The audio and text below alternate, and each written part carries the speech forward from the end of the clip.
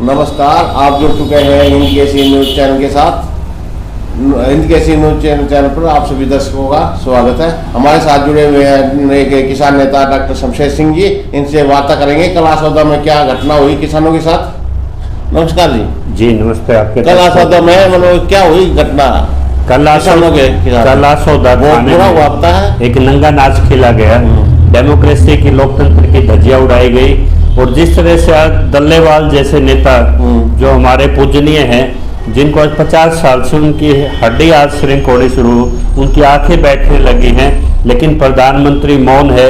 और इसी तरह हरियाणा में किसान विरोधी गतिविधियां अंजाम दी जा रही हैं।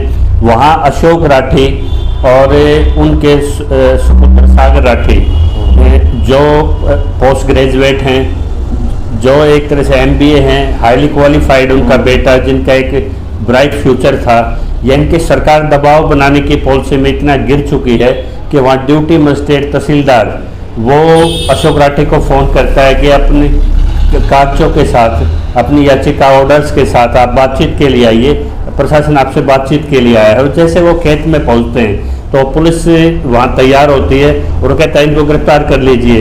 बातचीत के बहाने से किसानों को गिरफ्तार किया गया और जिस तरह से वहाँ किसानों को वहाँ डिटेंशन में रखा गया, प्रशासन का षड्यंत्र था ना? बिल्कुल षड्यंत्र था ये। और जब किसान के सामने कोई रास्ता नजर नहीं आता, किसानों ने DM के वहाँ पे अपनी याचिकाएं लगा रखी हैं और कमिश्नर के वहाँ उनकी अपील पेंडिंग्स हैं। और यहाँ सबसे बड़े जो जयदर्द साबित हो रहे हैं वो उपायुक्त वहाँ पे जज्जर प्रदीप दहिया हो रहे हैं। इन्होंने वहाँ पे पूरे जिले में एक तरह से धारा 163 लगा दी और उसमें जो अपने पराली के फान होते हैं उनको जलाने का उन्होंने ग्राउंड लिया और 163 जो धारा लगाई, कर्फ्यू लगाया पूरे जिले में।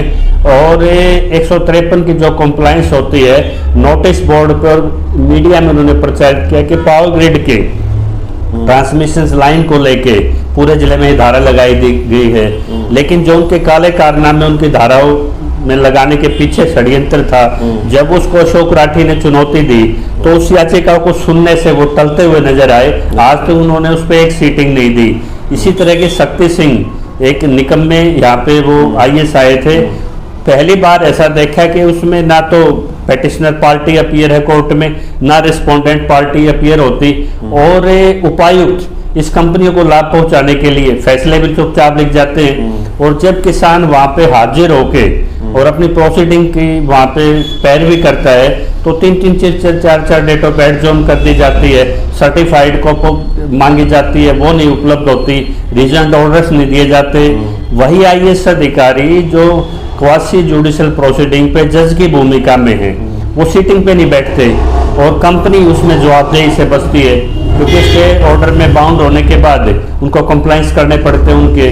तो उसका फ़ायदा ये उठाते हैं कि यही जो न्यायिक अधिकारी प्रक्रिया देख रहे हैं, यही एडमिनिस्ट्रेटिव ऑफिसर्स बन के इस तरह के षड्यंत्र खेलते हैं कि किसानों की जो अगुवाई करते हैं उन लोगों के ये कैरियर खत्म करने के लिए। जैसे आपने बताया अशोक राठी ने याचिका लगाई, उससे मतलब बदला लेने के लिए कार्य हुआ। उन्होंने 2 महीने की म्याद होती है 163 की, वो ऑलरेडी अब खत्म होने को थी, लेकिन उस पे अगर उसको सुनते मेरिट पे तो कंडक्ट उनका निकल के आता, हाई कोर्ट में रिव्यू भी पड़ता।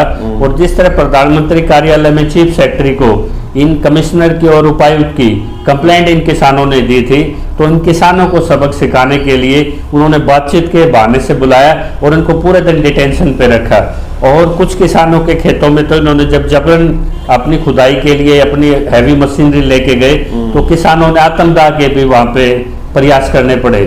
तो ये ऐसी स्थिति आ गई कि जिनको न्यायिक प्रक्रिया का खुद उल्लंघन कर रहे हैं प्रशासनिक अधिकारी, खुद ही षड्यंत्र रच रहे हैं। और जब किसी की प्राइवेट प्रॉपर्टी, खेत किसी की प्राइवेट प्रॉपर्टी है और आर्टिकल 331 रीड विद आर्टिकल 19, ये स्टेचुरी राइट है, अब भी ये ह्यूमन राइट भी है।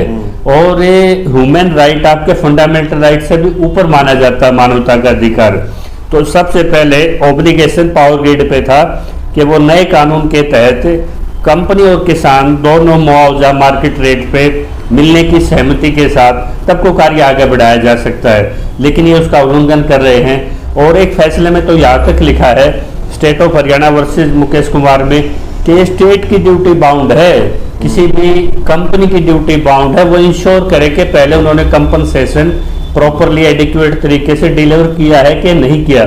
Without due course of action of law आप किसी को किसी संपत्ति से बेदखल नहीं कर सकते।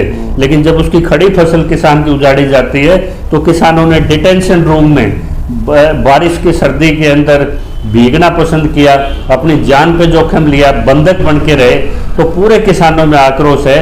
और नतीजा ये है, मैं अपने सभी दर्शकों से, हरियाणा संयुक्त किसान मोर्चा के साथियों से, एसकेएम के साथियों से, सभी विपक्ष के जितने भी विधानसभाओं में, पार्लियामेंट में जिन्होंने मुद्दे उठाए, उन सभी से खुला निमंत्रण ये देता हूँ कि शिव मंदिर खरर में 11 बजे यानी कि बुधवार को 15 तारीख को या छोटू राम की जो स्मारक स्थल है नेशनल हाईवे पे दिल्ली टू जो हिसार रोहतक जाता है उससे 4 किलोमीटर पे खरर गांव है, वहाँ पे हरियाणा के अगवा एक वो मीटिंग कर रहे हैं और इसमें जो किसानों की कमजोरियां बताते हैं कि यहाँ किसान सुस्त, आप यहाँ काम शुरू कर दीजिए, और जो पावर ग्रिड के एजेंट बन के काम कर रहे हैं, ऐसे कुत्ते बिल्लियों से अब किसानों को अपनी रखवाली नहीं करना। किसान इतना सक्षम है हरियाणा का कि उसमें ऐसे ऐसे लड़ाके हैं, अब वो अपनी रखवाली मुद्दों के साथ करेंगे।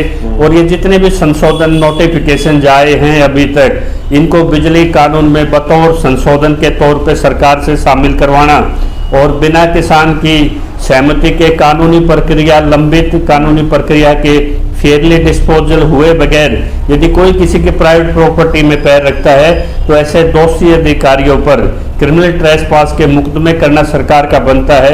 इस तहसीलदार को तुरंत प्रभाव से निलंबन बनता है।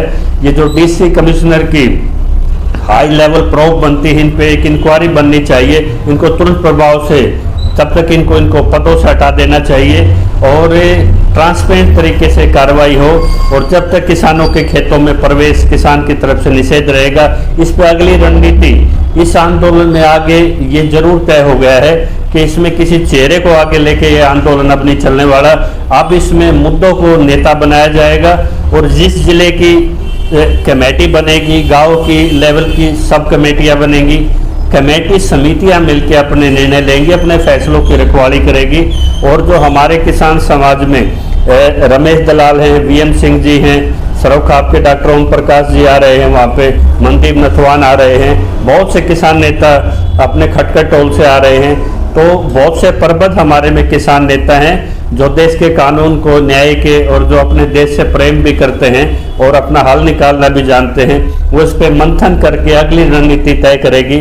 तो इससे वैचारिक आंदोलन जिस पे किसान दस्तावेज के साथ, कानूनी अधिकार के साथ खड़ा है, उसका दुरुपयोग करने के लिए उपायुक्त ये कहता है कि मुझे तो यहाँ लाया इसलिए गया है कि मैं जबरदस्ती आपके खेतों से लाइन आपको बगैर मुआवजा दे के भी निकालने का हक रखता हूँ। तो इस तरह के ये भरम तभी टूटेंगे जब किसान की पगड़ी की इज्जत का सवाल जब आता है, जब आपका खेत मेरा अधिकार की बात आती है और किसान के हकों को तय किए बगैर आप एक कदम आगे नहीं बढ़ सकते। तो जो भी किसानों के हितैषी, जो भी विपक्ष है, सामाजिक सरोकार से, किसान के अधिकारों से, मजदूरों के अधिकारों से, सरवखाप और सरव जातीय जो नेता हैं, उनका वहाँ पे खुले तौर पे मैं उनका खुले मंच से वहाँ पे मैं उनका अभिवादन के लिए तैयार रहूँगा और मिलके कोई सामूहिक ऐसा निर्णय लें कि ये भ्रष्ट अधिकारियों से भी पीछा छूटे और दोबारा किसी किसान को इस तरह अपनी जान की बाजी न लगानी पड़े। तो ये बड़ी भयावह स्थितियों में एक चिंतन मनन से एक बड़ा फैसला निकल के आएगा। तो इस पे जुटने की आवश्यकता है। जय किसान।